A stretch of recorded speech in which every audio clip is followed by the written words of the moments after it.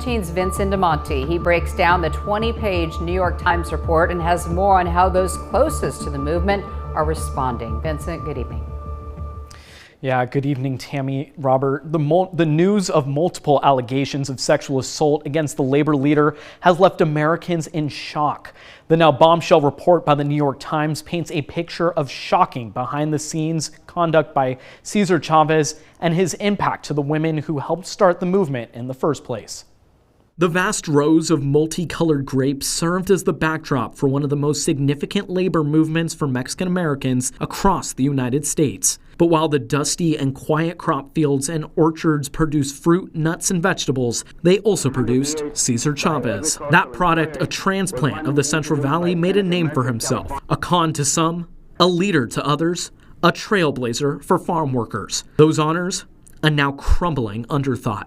Within the 20-page bombshell report by the New York Times, shocking allegations that Chavez sexually assaulted women and young girls in the United Farm Workers, including co-founder Dolores Huerta. Throughout the 1960s and 70s, Latinos across the U.S. fought for the right to unionize and to codify Latino civil rights. As the ghostly chants of Si se puede raged on, behind a closed door, Chavez allegedly brought young girls into his small office. According to victims' accounts, the late labor leader groomed the young girls, urging them to come to marches and told them to stay quiet as to not make others jealous. He also made unwanted physical advances. At every march, every protest, and every rally, to the side of Chavez was Dolores Huerta, a fighter, trailblazer, and iconic labor leader in her own right. On Wednesday, she revealed herself as a victim of Chavez's unwanted advances. But why wait to expose the labor leader for misconduct and sexual assault? For Huerta, it was for a heartbreaking reason: to protect the fight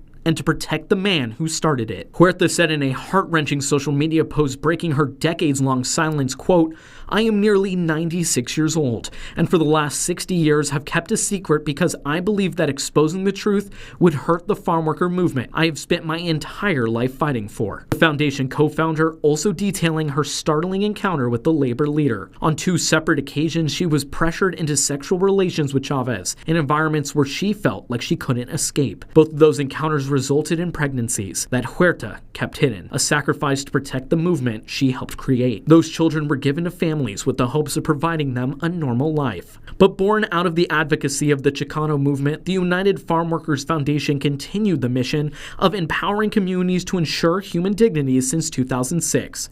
Their mission began with Chavez and won't end amid the controversy. The UFW Foundation, speaking on the allegations, quote, "They are shocking, indefensible, and something we are taking seriously." Recognizing how serious the allegations are, the UFW Foundation has canceled all Cesar Chavez Day activities this month. While Americans weigh celebrating the name of Chavez on his federally recognized holiday on March 31st, this moment acting as a microphone for other victims. The reminder of pain, fear, and trauma for Huerta has served for her as a moment of magnification. "I have kept this secret long enough. My silence ends here."